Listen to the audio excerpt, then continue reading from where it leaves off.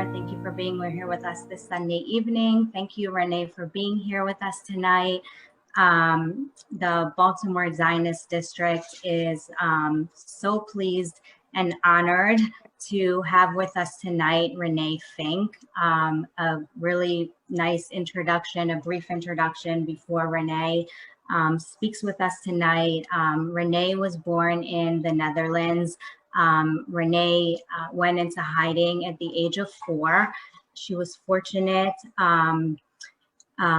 She was fortunate in being able to stay with a Catholic Dutch family until the war ended when she was 8. She was reunited with her grandmother. They lived in another Dutch town until she came to the United States with her grandmother in 1948. Sadly, Renee was unable to live with her grandmother, and she was sent yet again to another family in the Adirondack Mountains. I don't want to give too much information. We will go into a brief video footage about Renee's story, and then that will be followed by a Q&A and discussion with Renee. So as we go through the video of Renee's life and story, your questions, if you could put them in the chat, Adi and I will flow those to Renee because we have so many people on the call. So all questions to the chat, that would be great, and we will go from there. So Adi, thank you.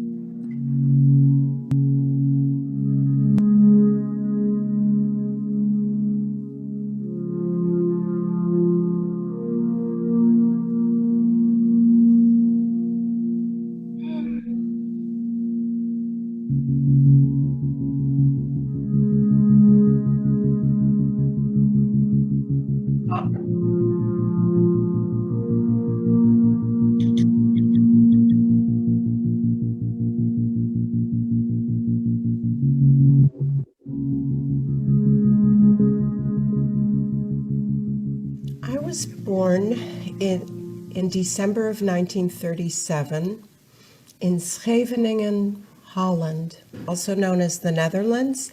My parents and my entire family was German. They were all from Breslau, Germany, which today in the 21st century is Poland. And we lived in Scheveningen, which is a beautiful seaside town right by The Hague, until all the Jewish aliens were moved inland. They were not trusted to be on coastal areas for, I guess, purposes of espionage. My family was forced by the Germans to move inland from Scheveningen, and we moved to Bilthoven, which is in the province of North Holland. In 1940, on May 10th, when the Germans invaded Holland and the Dutch capitulated on the 14th, life was not as drastically changed for the Jews, but little by little, all our freedoms were taken away. We could not practice professions. Lawyers couldn't be lawyers, doctors couldn't be doctors, children could not go to public school. We were lower than dogs or cockroaches, so we were not allowed in public places or parks. We couldn't shop for groceries or for necessary things except for very prescribed hours during the day. But by that time, all the goods would be gone virtually.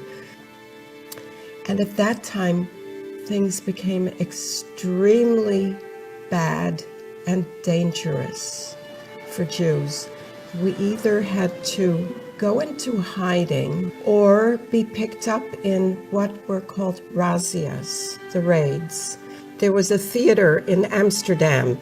So when the Germans raided, Jews were gathered and sent to this theater, and children were placed in what was called a creche across the street. And there are many, many stories about what happened in these two places.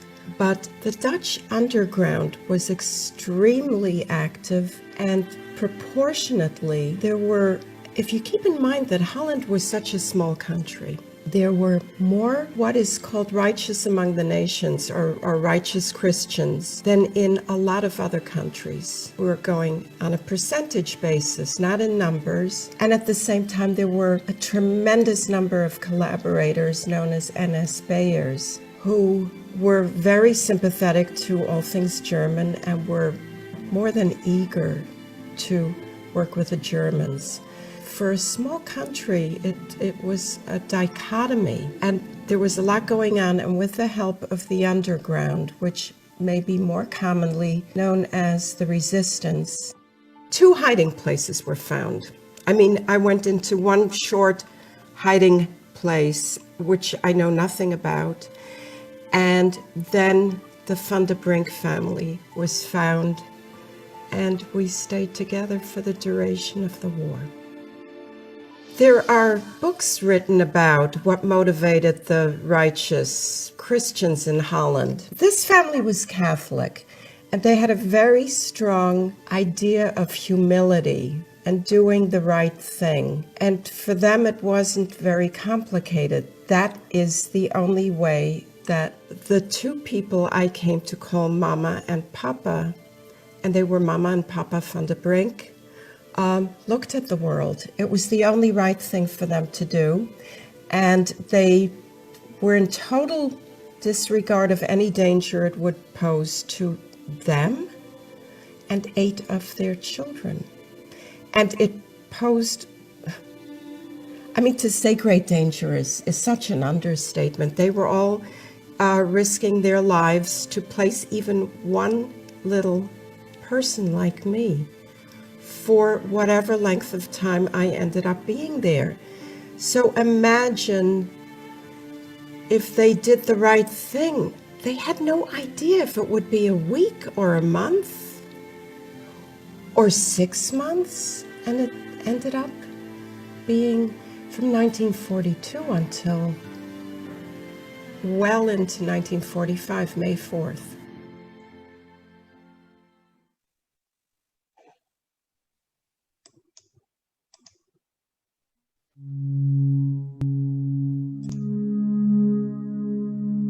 I came to the house one day on the back of a stranger's bicycle. I didn't know who the stranger was. I did not have the first inkling of why I was on her bicycle. Neither would I have ever realized until I was older what it meant to my parents to see me off on this bicycle with a very nice woman who obviously was one of the underground workers. So I came. I don't know if it took many hours for the trip. I don't remember those details at 4. Knowledge was dangerous. And that's why, going back to the woman who took me on her bicycle, knowing now the way the underground worked, everybody was a cog, a tiny cog in a very large machine. And for them not to know anything beyond what they were doing, whether it was delivering a child from one address to another, or printing a flyer, or doing any number of hundreds of jobs. They were tiny jobs, and that person only knew what he was doing, and everybody had false names. And you couldn't give anyone away. So after I got to this house, there were no explanations, and I was just kind of in some kind of a survival mode, and I lost my tongue and my appetite, and I was very homesick. I grew to love every one of these brothers, 5 brothers and 3 sisters. There was a lot of love going on in that house, but in a very stoic, non-demonstrative way. In the province of North Holland, it was a very heavily occupied area with Germans all around. And the Germans kept such incredible records that they knew who was Jewish and who wasn't. Holland was such a topsy-turvy place. You know, after the bombing of Rotterdam between the 10th and the 14th of May in 1940, there were a lot of non-Jewish people also displaced because they had been bombed out of their houses and everything was flattened, razed. So you had people looking for shelter and Jewish people on the run looking for hiding places and Germans coming and making house searches. So where I lived, they were constantly searching. I was Jewish and I was putting everyone at terrible risk. And their sons were conscript material. They were the age when the Germans would have taken them. And then, in addition to those major fears, the Germans took whatever they wanted. And if you were caught with a radio or anything that was contraband, you were in grave danger too. There was a little bit of panic each time. And I think they really had to get rid of me into some little corner of the house. So with enough warning, I was tossed into a bed upstairs in one of the bedrooms and covered me up with blankets. And my hair got covered that way. And it wouldn't raise questions about my appearance. And they would point to me and start coughing and saying TB, which is the same TB, whether it's Dutch or German, it's the European alphabet. And the Germans ran. It never failed. They ran. But we didn't always have a lot of time when they came. And so I don't know why, but there was a dunce cap in the house. And they kind of tossed me into a corner downstairs and put this dunce cap on me. It was a great big thing. And they would just go like that and point to me. And again, my hair was covered up because in some cases, Jewish children had their hair dyed so that they looked a little bit more Christian if they were not looking like the family. But I got to keep my natural color hair. I only had my religion and my names changed.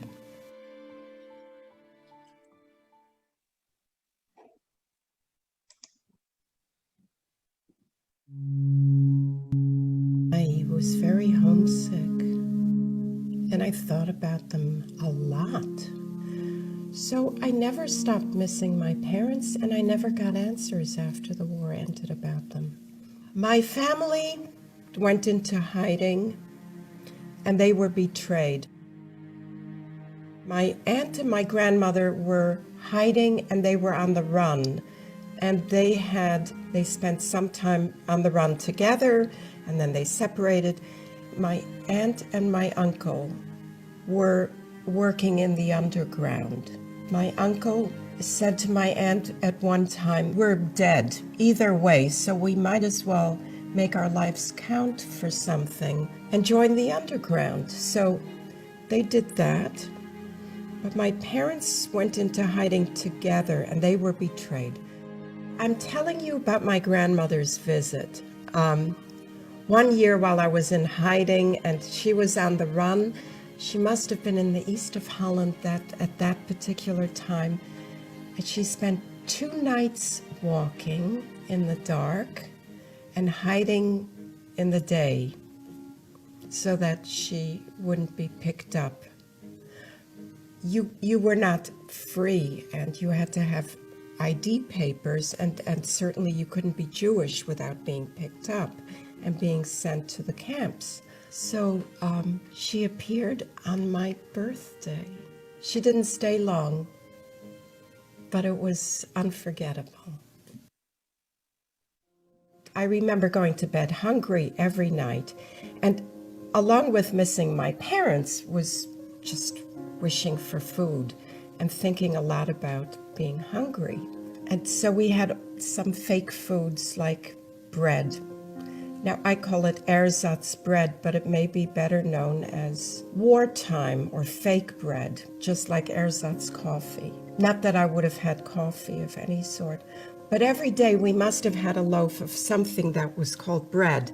And every night I went to bed thinking, and keep in mind, it was always exactly cut into the number of family members. 11 of us, 11 equal slices. And somehow the heel was seemed a little thicker. And so we each got our turn at the heel of the bread. And I would go to bed at night thinking, tomorrow it's my turn to get the heel.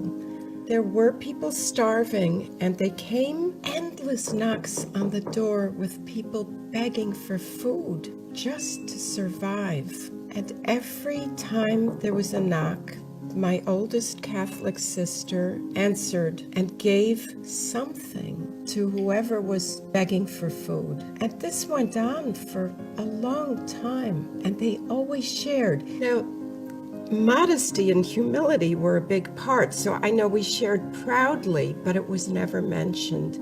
But I know very well what was going on because it was all visible. And then came the day there were knocks at the door. And Zus, who was the oldest sister, didn't answer because we didn't have food to share. That would have had to be, I'm guessing now, what was known in Holland as the Hunger Winter, and that was the winter of 1944. It was one of the coldest winters, and the food supplies really run out. And my family was reduced to eating flour mixed with water. And sometimes we had smushed or mashed up tulip bulbs, and we ate that.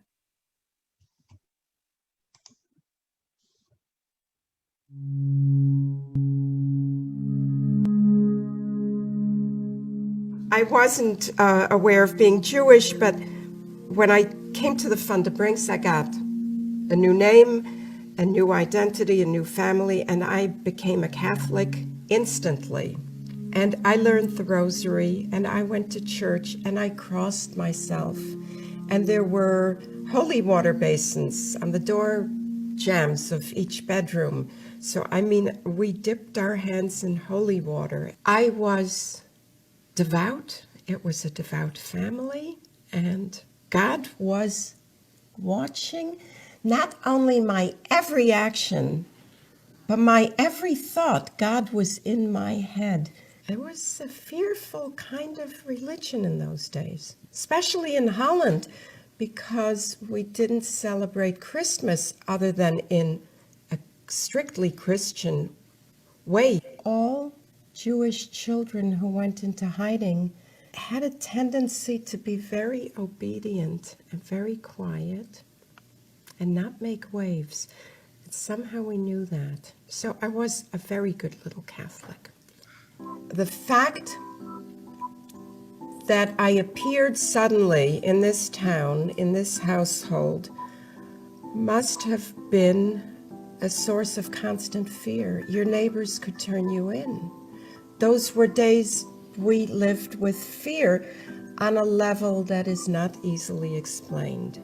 So when I say they risk their lives every day, anyone could have turned them in at any time. And that's one reason they took their chances. They did it. They took me in. But they couldn't send me to public school. That would have raised a lot of questions. Church, I guess, wasn't an option. We did it. But I never got to go to school. I never learned to read or write. I'm going to tell you a little about different ways of hiding. My hiding experience was true for me. Other children were also hidden.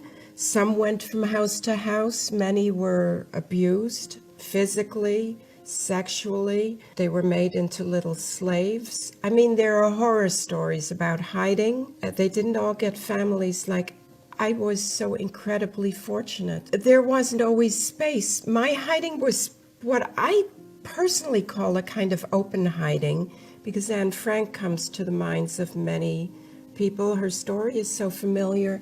And she was in what I call a closed hiding, never to be seen or heard by anyone outside those walls. I could go outside at certain times, yet one of my brothers used to think back and feel sorry for me that I didn't get to leave, come and go in the house as freely. But I personally don't remember that. But other children were hidden either in very cramped quarters. Sometimes little babies were pushed into bureau drawers, just closed if there was a danger of being discovered.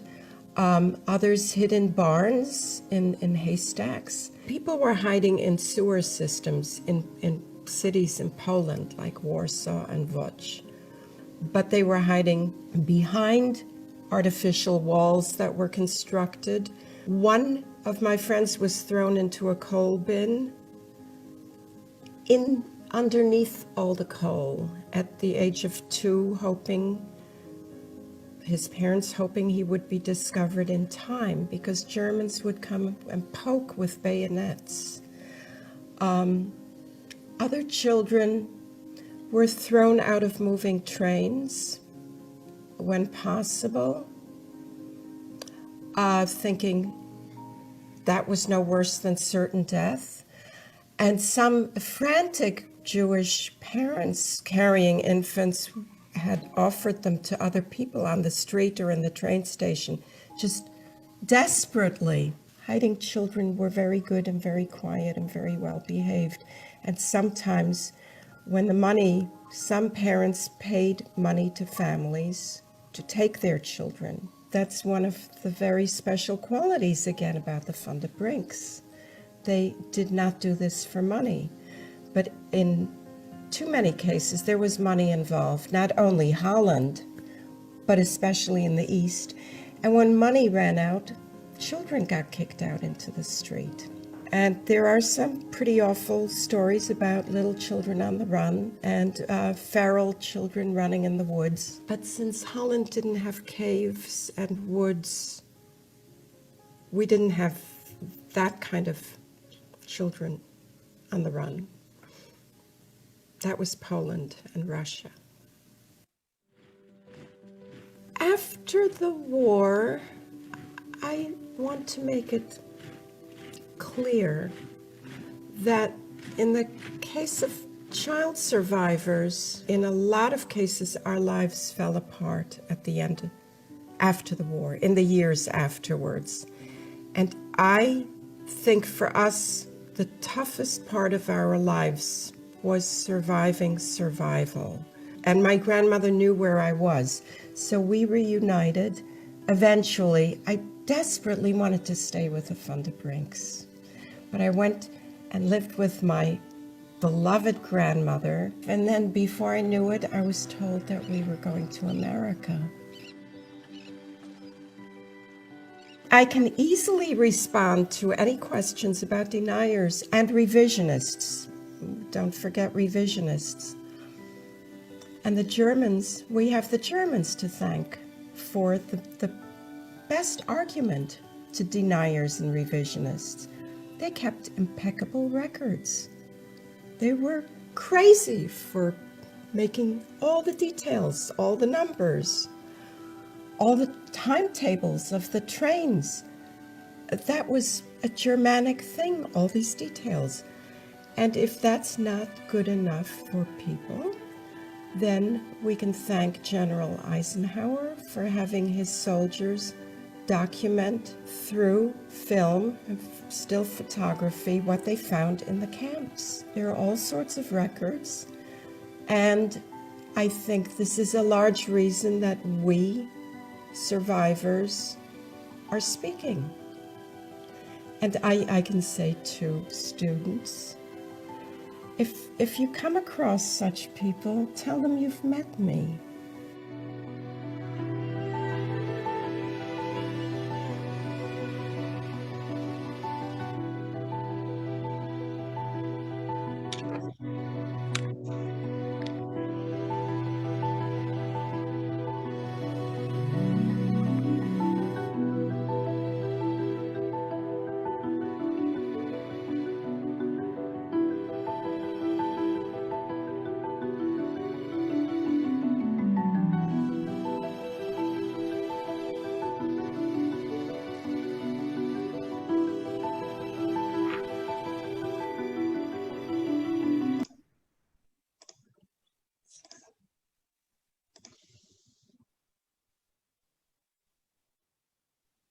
So, shall I start?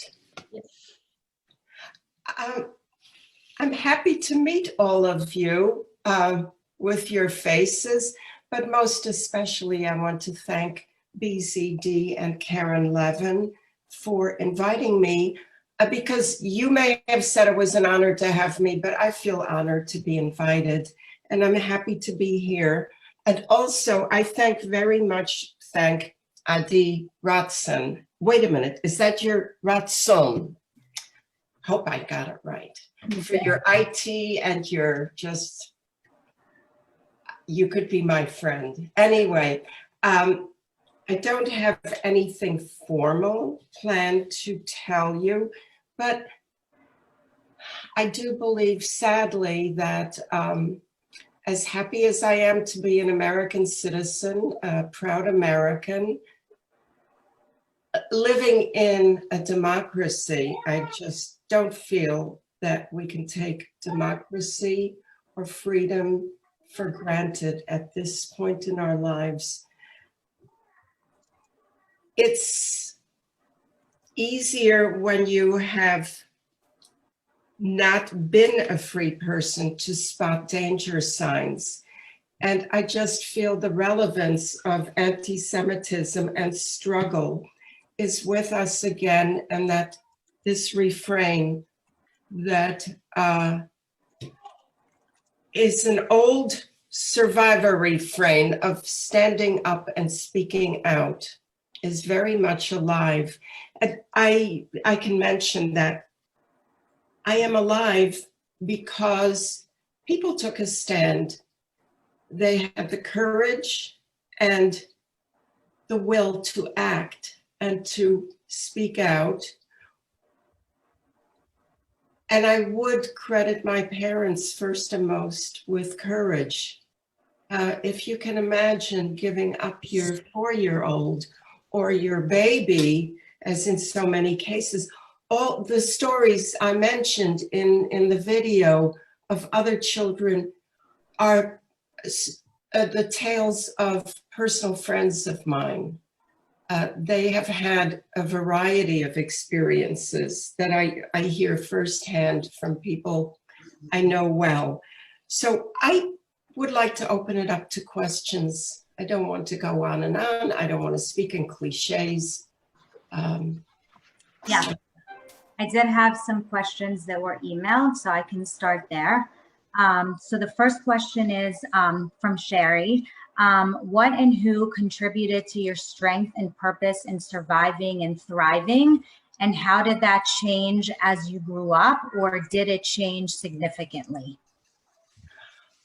Wow, it's a lifelong evolution. I mean, I'm still evolving.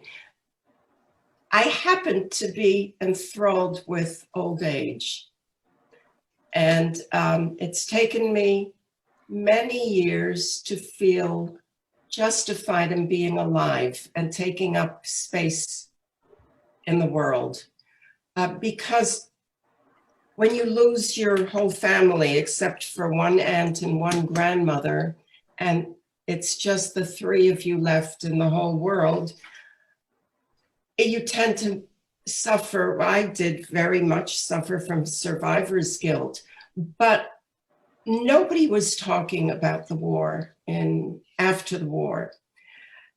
Any questions I asked were not answered, and I soon got the message that my questions weren't welcome, and I suffered in silence. And I mean, to be alive today and have a problem or a shooting in your school or have anything happen seems to mean that a lot of professional therapists come into play and children get immediate help. In those days, there was nothing.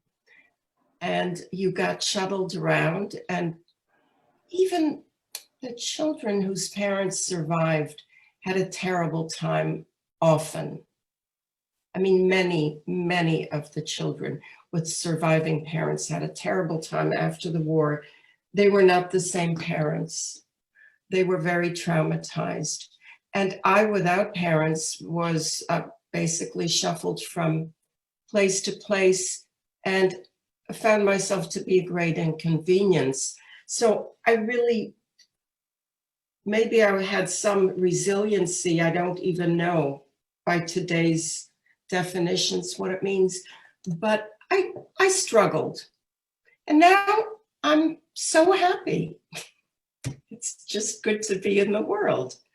And I feel justified. I don't know if that answers your question. Mark said he sees a menorah behind you, and do you practice? There are two behind me. Oh, maybe I should bring the other one up. It's beautiful.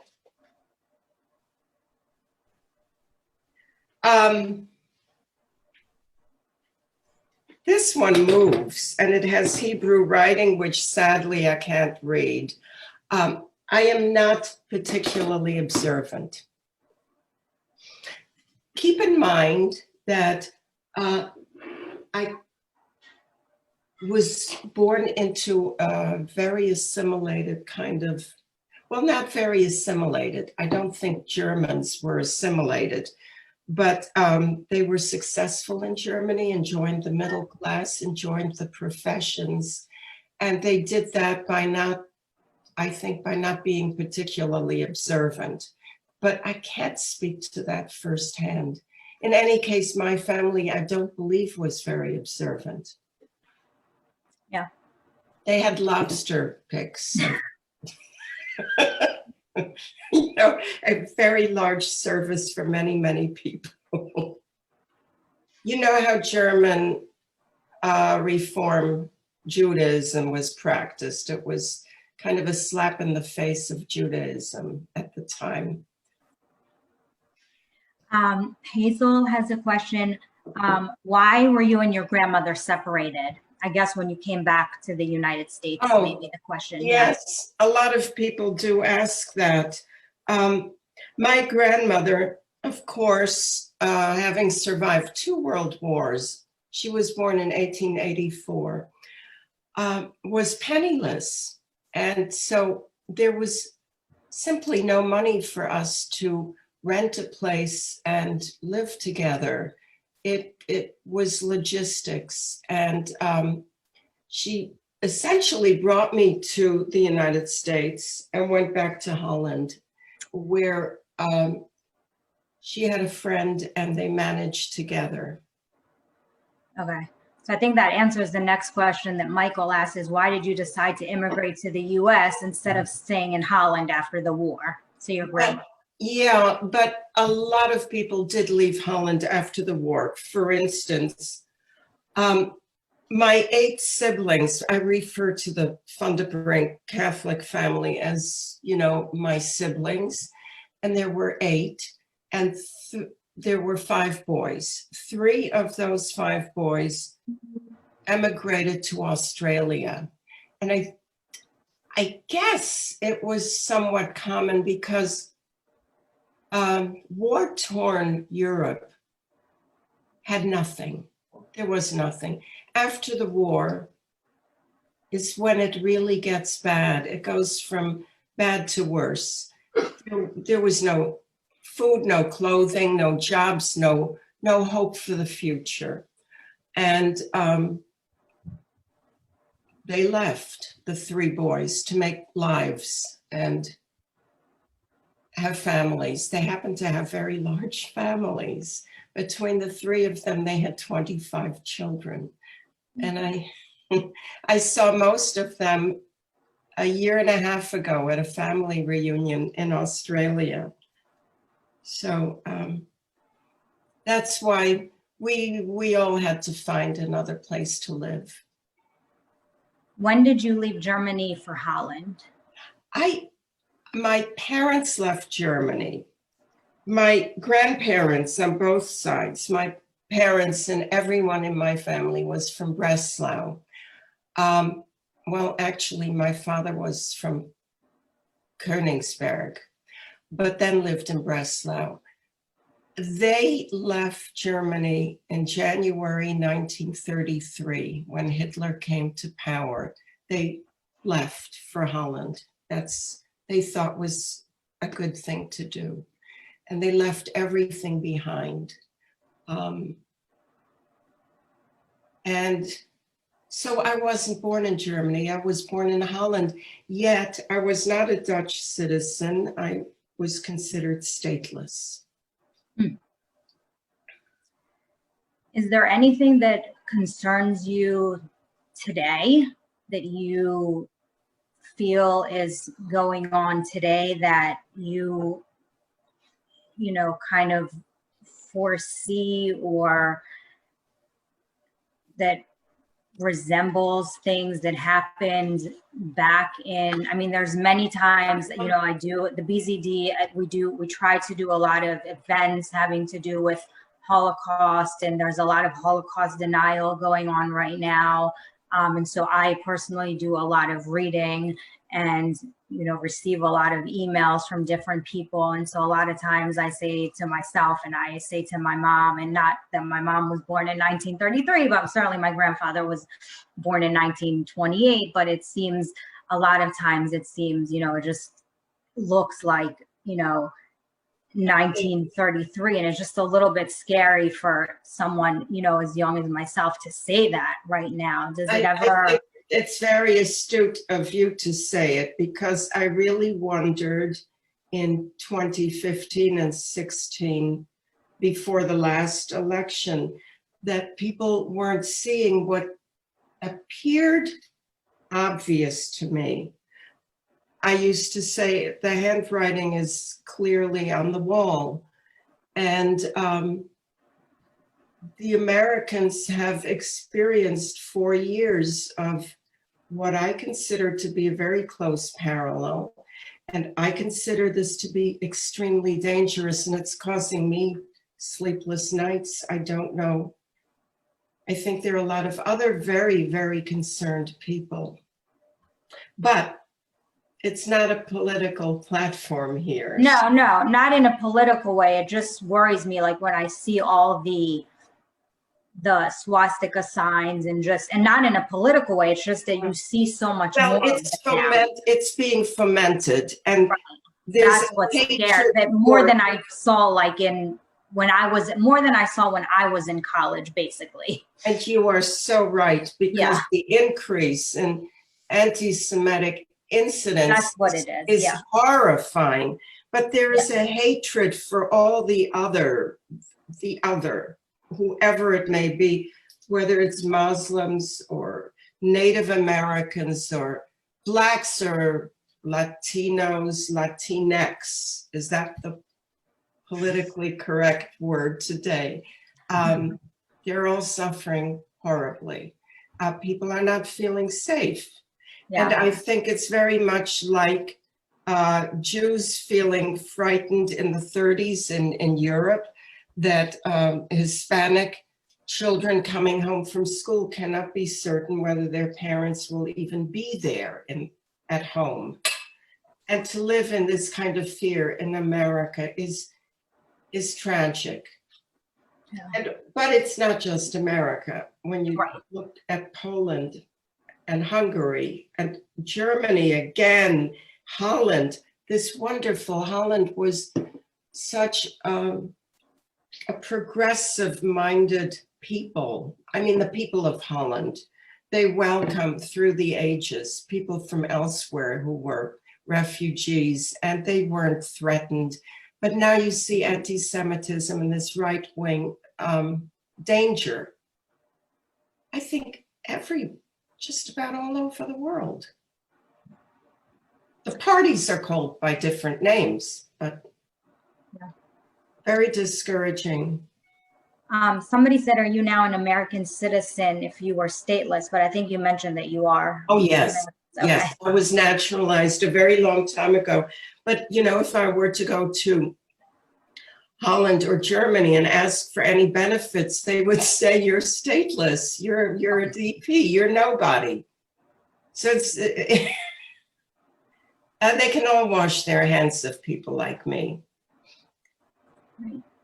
So it does take a lifetime to adapt and to find acceptance in the world, and to be happy and to be whole. And I think, going back to that earlier question, to have someone who absolutely believes in you and loves you, which was the case in my marriage. I think that gave me the person. My husband really created the person I am today. And he died a long time ago. We were only married 45 years. But you know, I tell people I've had 5 last names, only 1 marriage, and 3 first names. So it just goes back to an earlier question. You mentioned about seeing signs that are familiar. I know that the number of Jews in Europe is now the lowest since the 1100s. Do you think that the state of Israel is the difference between where we were and where we'll go? I am absolutely not knowledgeable about Israel other than that I want it to be forever, and that I'm a Zionist from way back. Sorry. Oh, that's a grandson texting me if you heard a little ding. I want only the best for Israel. And I just feel that Israel is changing rapidly. It was founded by, I would have been a strong Zionist if I had been a child of the 30s. There was a Blau-Weiß movement in Germany, and a cousin in my family who became a physician, a medical doctor, was in that, and all she ever wanted to do was go to Israel and work in the earth and plant it and make it bloom. I love that Israel of the 1948 and forward. And we used to go, I don't know if any of you lived in New York and are familiar with Finjan. Adi, the music you played in the beginning made me think back to how we would go to Cafe Finjan on Friday nights. That was our form of religion. And it was a Mideastern coffee house with Jewish musicians, and they were fantastic. And there was one Arab, because nobody could play the oud and sing the way he did.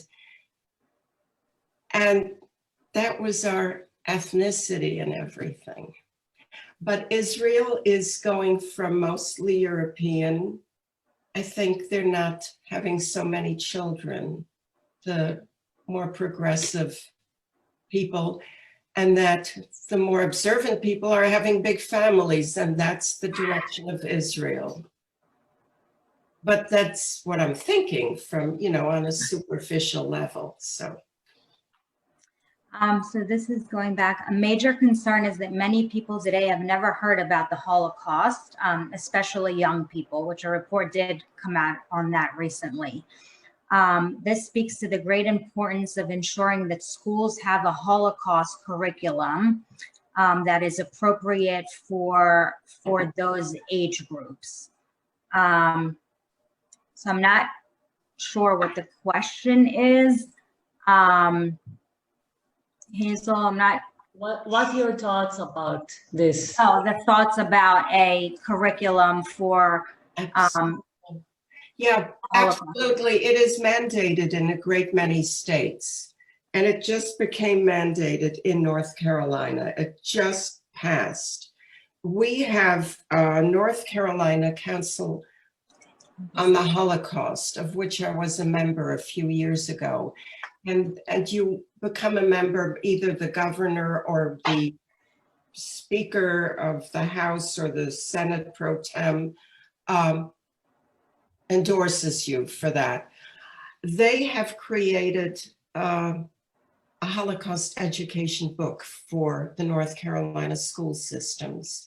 And I have spoken to a lot of school children, and we have teachers' workshops through the Council on the Holocaust, through a consortium for teachers at the University of North Carolina.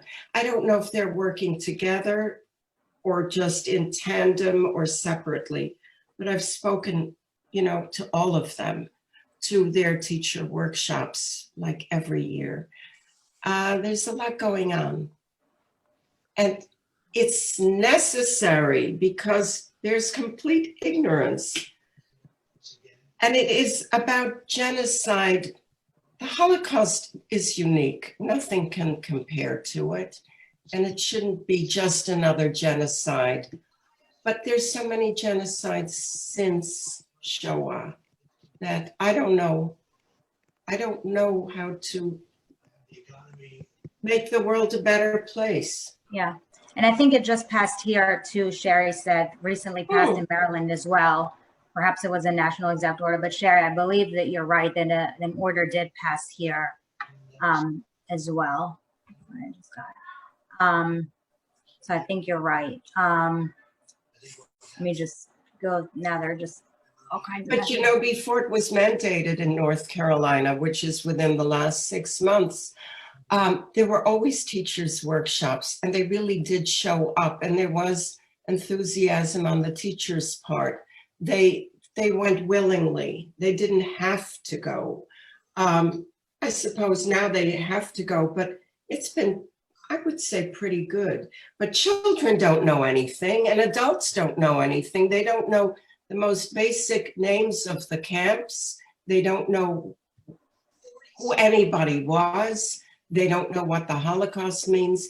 One professor at a university in North Carolina said she developed a program at her school because someone, when asked if they knew what Holocaust meant, said, "I don't know, is it a food?"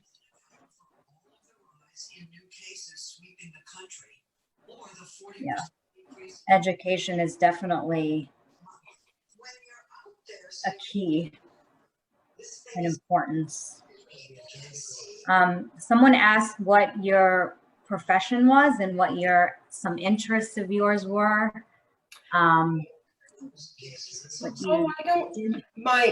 My profession, I wouldn't call it a profession, but I was a medical staff coordinator in hospitals, meaning credentials, protocols, inspections. It encompasses so many things that involve the medical staff at a hospital. This was in the 80s, 70s, and 80s. My interests are, I love art, I love music. Arthur wanted to know, he said, much of that you were born around 1940, much of your recollection. 1937, I'm older. 37. The Holocaust were gathered from your Christian family in Holland and your surviving Jewish family. Were members of your Christian family admitted to the Hall of the Righteous at Yad Vashem? Yes. Yes. I'm very proud of that. But they didn't even want to give me information because, again, getting back to the typical Dutch righteous Christian, they didn't do it to be honored. They did it in a very humble kind of way. And they said, that's not what we did it for. And we don't want to tell you anything to make this happen.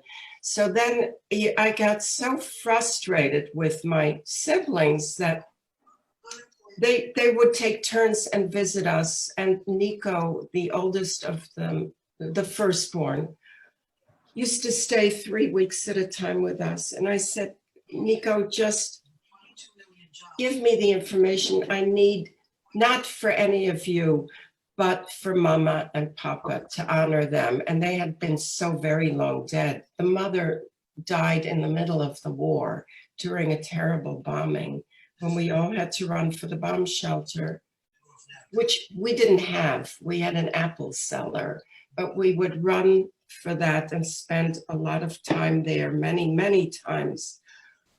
And we had to leave the mother behind in the house. It was very traumatic, and she died later that day. But I I don't remember now. I lost track. I lost the thread. What was the? Oh, Karen is gone. But certainly you want to stay away a certain distance. I lost Yeah, the thread of what I was addressing. Oh, hi. it's okay. You addressed the question about Yad Vashem. So I can see here. Oh, yeah. So they were, and I had to go. We had just moved south, but I had to go with all these papers I had collected. And we flew to New York and went to the consulate. And then they tied everything up in ribbons. And after that, they were honored. In fact, the Queen of the Netherlands was at the ceremony, along with the ambassador from Israel. Yes. Impressive. So I have another question here. Where do you live in New York? North Carolina. I Oh, live in North Carolina, sorry. Yeah, I did live in New York, in the city and in the mountains. We lived in many places, but I live in Chapel Hill, North Carolina, which is the center of the state, near Raleigh, the capital. It's an oasis here.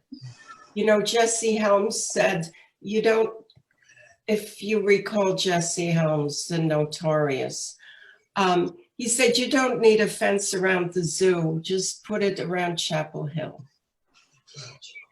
You promised that there was going to be a new. Sorry for getting off. I have a loud dog. I didn't mean to leave you. I didn't want everybody else to hear my dog. So I think we'll have two more questions. Who taught you how to read and write since you were not allowed to go to school? After the war, when I did live with my grandmother, we were incredibly close. I adored her. And she loved me. We lived in a very pathetic little house and mushrooms were growing in my room. But there was a righteous Christian named Kees Boeke. And Kees Boeke had a very famous school. It was even written up in Life magazine. But he had saved Jews throughout the war, and he was a Quaker, but a real Quaker. And he had a private school to which the royal princesses went. It was extremely progressive. There were no classes. So I was with Beatrix and Irena, the two princesses. Beatrix became the queen. And there I must have learned to read and write, but all I remember learning there was beating rugs outside and learning how to mop floors. You know, on your hands and knees with a wet rag, you do the wet rag back and forth. And that's the one and only way to clean floors, the best. And then I could identify mushrooms, which became very valuable because my grandmother and I lived in this little house. We didn't really have food. It was also very cold, and we would go into the woods every day to hunt for mushrooms. So the fact that I knew a little bit about which ones were edible was helpful. But I must have learned a little bit about reading and writing there too. Yeah. Just don't remember it. So I'm going to end it with this question because I think it's a good question. Do you know what name you were born with? Is that yes. I can tell you all my names. My birth name, my biological name is Renate Gabriele Laser. Laser is Laser, like laser in English. Then I became a nice Dutch farm girl, Rita van der Brink. Then I came to America and I was told that I cannot be Renate because they would call me Renate. So I became Renee. I was informed of these things. And then I became Renee Leipzig and Renee Schrenk and Renee Fink. And, but the Renee stuck. But I was Renate Laser. All right. Well, thank you so much. I think that's the I think we got through most of the questions. We have really nice comments here about your family and your siblings and your. Oh, that's nice to hear. You all have such wonderful faces. Now that I put Yes. on gallery view, it's Yeah. really a pleasure. I didn't want to be a walking cliche here, but I want to maybe end with a quote from Elie Wiesel. Yes, please. We must take sides. Neutrality helps the oppressor, never the victim. Silence encourages the tormentor, never the tormented. So I think this is a time we have to make our voices heard. We have to vote. Yes. Most of us probably already voted. And I was going to say, if you have any words of encouragement of how parents on here, I know we have some younger parents that may be my age on here. I see some friends. I know I have some people that are my parents' age, and then some people that may be my grandparents' age.